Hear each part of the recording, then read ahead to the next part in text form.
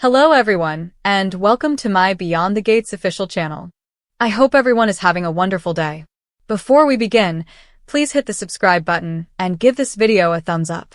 It's unbelievable that Shanice's mother is this person. She is the revelation the entire arc of Beyond the Gates has been quietly orbiting since the earliest episode, the shadow behind every inexplicable decision, the echo in every unnerving silence, the gravitational pull dragging the show's ensemble toward a truth no one wanted to consider, and the writers clearly knew from the start that when this moment arrived, it wouldn't merely function as a twist, but as a structural realignment of the entire mythos of the series, the kind of plot development that reframes seasons' worth of character motivations, foreshadows, micro-expressions, and half-finished conversations, which is why this reveal, that the supposedly unremarkable,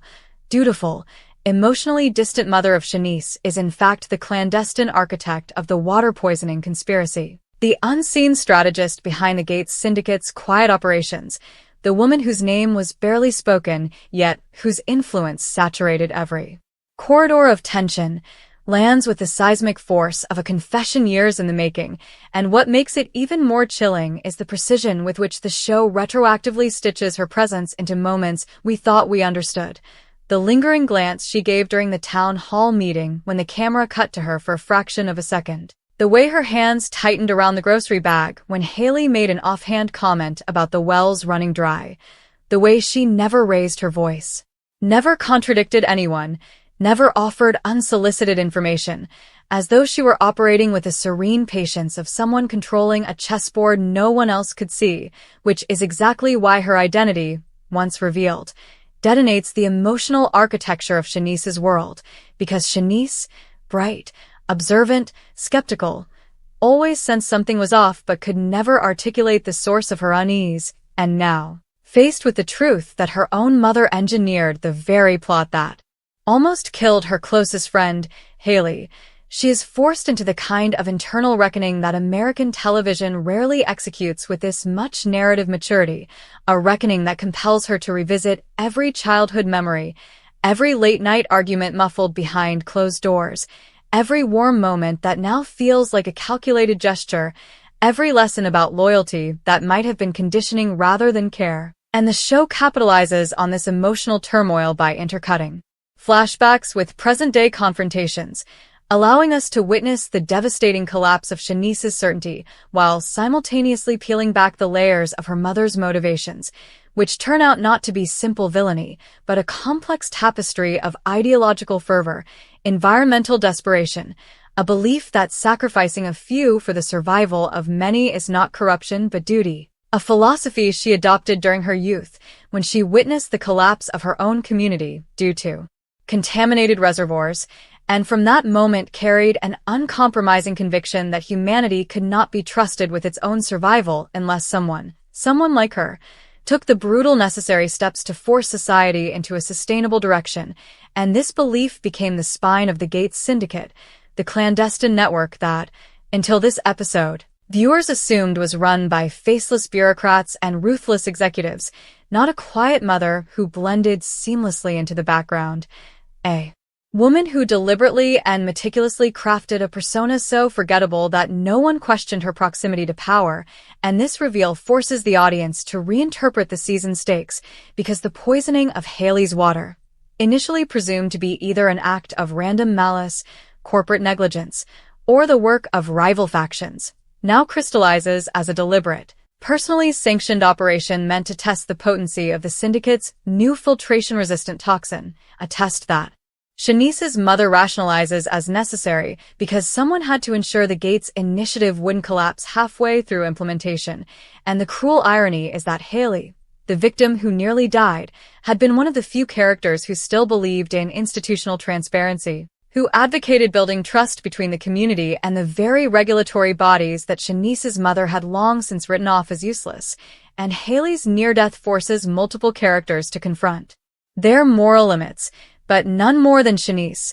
whose grief curdles into a volcanic blend of rage, betrayal, disbelief, and reluctant comprehension, because the more she learns about her mother's rationale, the more she realizes that the woman she thought she knew was living a double life so thoroughly compartmentalized that even her affection toward Shanice now feels like an extension of her agenda, yet in the same breath, the writers avoid flattening her into a one-note antagonist. Instead, they grant her moments of devastating vulnerability, like when she quietly confesses that she never intended for HAYLEY to be the subject of the test, that the operation was supposed to occur miles away, that she had tried for years to keep her family insulated from her work, and when a subordinate ignored those boundaries, she chose to cover it up rather than confront the inevitable collapse of her network. And this moment introduces the thematic crux of the episode,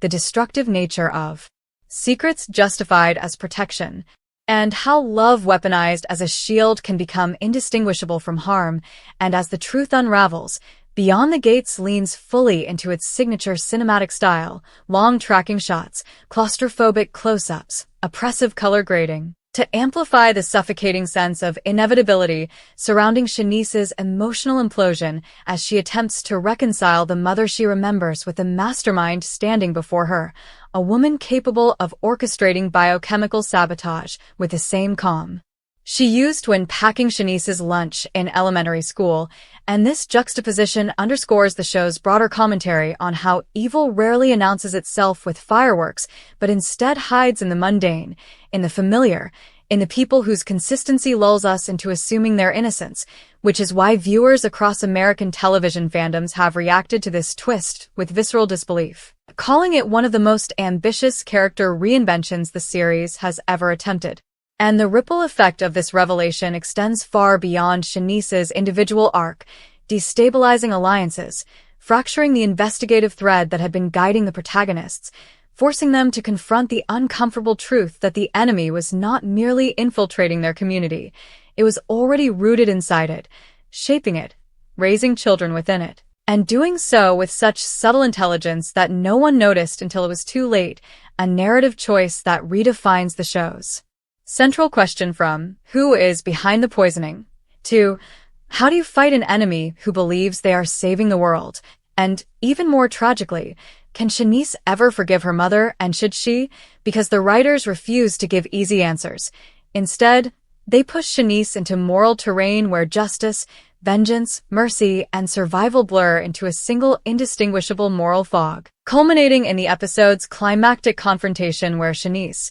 trembling with a mix of heartbreak and fury, demands a reason, any reason, that could justify subjecting an innocent girl to a slow, agonizing death, and her mother, with the devastating calm of someone who has long rehearsed the speech she hoped never to give, explains that every revolution requires sacrifices, and while Shanice recoils from this utilitarian logic, the pain in her mother's voice suggests she too is crumbling under the weight of her convictions, but is unable, or unwilling, to let go of the belief that without brutal intervention, the planet's future is doomed, and this standoff, this collision of love and ideology, becomes the thematic fulcrum of the entire season, because the audience is left asking not whether Shanice's mother is a monster, but whether she is a tragic figure who sacrificed her soul long before she ever poisoned a drop of water, and the show's commitment to portraying these layered moral conflicts, rather than resorting to simplistic villainy, elevates Beyond the Gates into a rare category of American television that challenges viewers not only to feel but to question, not only to react but to reflect, and as the camera pulls away from Shanice's anguished face in the final shot, the magnitude of the reveal reverberates through every storyline, every subplot, every fragment of the show's intricate world-building, leaving viewers shaken, breathless, and acutely aware that nothing and no one in the series will ever be the same again, and what makes the fallout of Shanice's mother's reveal even more electrifying is how Beyond the Gates smartly refuses to let the shock settle. Instead, the narrative accelerates with a relentless, suffocating intensity, forcing every character to confront the disaster zone reality of their world unraveling around them, because the moment the truth surfaces, that the woman who once braided Shanice's hair before picture day is the same woman who orchestrated the Toxin Project, the doors to every carefully guarded secret in the series begin to creak open, and the writers embrace this momentum by exploring not just the personal betrayal, but the broader institutional collapse triggered by her exposure. As political leaders scramble to reassess their alliances, journalists dig into archives that mysteriously vanished years ago. Scientists whisper about projects they were threatened into abandoning, and the Gates Syndicate itself fractures under the unbearable pressure of having its phantom leader dragged into the light. A leader who built her power on anonymity and now finds herself cornered by a daughter who can dismantle everything with a single televised confession. And the brilliance of the show's writing is in how they weaponize silence. Those long, unbearable pauses when Shanice's mother considers her next steps, calculating whether to manipulate, confess, surrender, or retaliate. And the tension is amplified by HAYLEI's gradual recovery, because her slow return to consciousness transforms her hospital room into the emotional epicenter of the series, a sterile chamber where guilt, grief, anger, and fear converge. As Shanice stands over her best friend's fragile body, knowing that the person responsible is bound to her by blood, and the camera lingers on Shanice's trembling hands as she tries to reconcile her two realities: the world where her mother tucked her in with quiet tenderness, and the world where that same mother sanctioned a biochemical experiment that nearly killed the one person who stood by Shanice through every storm. And the writers deepen this emotional chaos by revealing that HAYLEI's poisoning was not merely a data-gathering test, but part of a larger system-wide failsafe, a contingency plan built into the Gates initiative that requires a human variable to determine how the toxin would disperse under real-world conditions, meaning her suffering was not accidental but fundamental to the Syndicate's strategy. And when Shanice discovers this, her grief evolves into a devastating clarity, a bitter recognition that the only way forward is to tear down the very foundation of her mother's empire. But Beyond the Gates complicates this decision by showing the consequences. If the Syndicate collapses, the geopolitical balance of the region could fall into chaos. Water rights could become even more unregulated, and extremist factions waiting in the shadows might seize the opportunity to impose their own brutal ideologies. And Shanice, for perhaps the first time in her life, understands the scale of the war she's been thrust into, yet she refuses to let that absolve her mother, because the truth, no matter how large, does not erase the devastation inflicted on HAYLEI. And the series leans heavily into this philosophical clash as mother and daughter face off in emotionally nuclear confrontations thick with unresolved trauma, quiet desperation, and the suffocating sense that both women are trapped in roles they didn't choose, but inherited from the world's failures. And in these scenes, the cinematography takes on an almost operatic weight. Dimly lit hallways, flickering overhead lights, conversations whispered in underground bunkers, the echo of footsteps in abandoned filtration stations, and each visual choice reinforces the show's central idea that corruption thrives in darkness, and the only way to end it is by dragging every shadowed truth into the unforgiving brightness of accountability. But even as Shanice prepares to expose everything, the writers introduce a twist that deepens the emotional labyrinth: